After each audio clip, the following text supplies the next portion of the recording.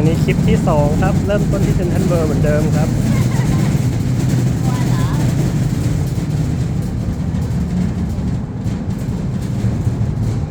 กำลังหมุน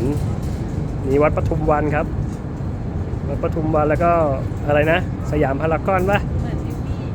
น่ะขึ้นมาหมุนอ่ะอันนี้นี่รถไฟฟ้า BTS ครับกำลังจะจอดเลย